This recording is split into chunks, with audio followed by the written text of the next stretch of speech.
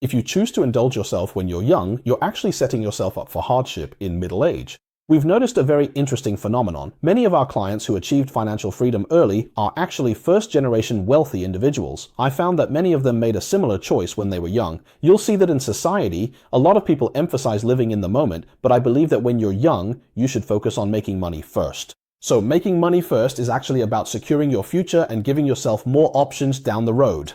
Of course, I'm not denying the joys of life. What I'm emphasizing is the value of having choices. When you're young, exercising a bit of restraint is so that in the decades to come, you'll have the right to choose what kind of life you want to live. So true enjoyment isn't about doing whatever you want, but rather, when you don't want to do something, you have the ability not to do it.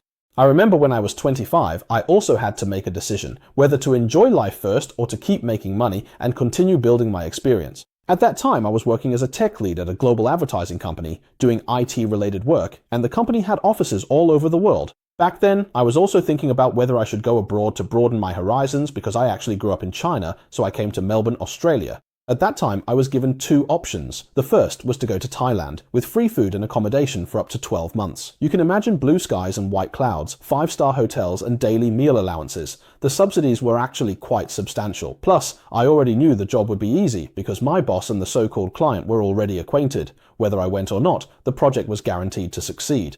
At that time, I had another option, which was to stay in Melbourne and work on a new AI project. Back then, ChatGPT didn't even exist yet. When people talked about artificial intelligence or AI, it was a completely different concept from what it is today. I was just as conflicted. I was torn between staying local to tackle this tough challenge or accepting that offer, which was something many people dreamed of.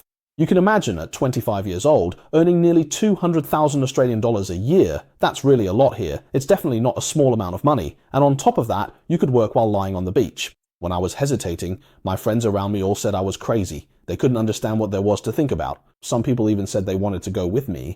But looking back now, honestly, the only reason my life took off was because I chose to stay local and tackle that tough AI project. Let me elaborate a bit. What kind of project was I working on back then? It was a project that analyzed interviews to determine whether the interviewee was lying, and also to assess their emotional state, like whether they were excited or in some other mental state when they mentioned certain words. Later, this project was sold to BMW, the car company BMW.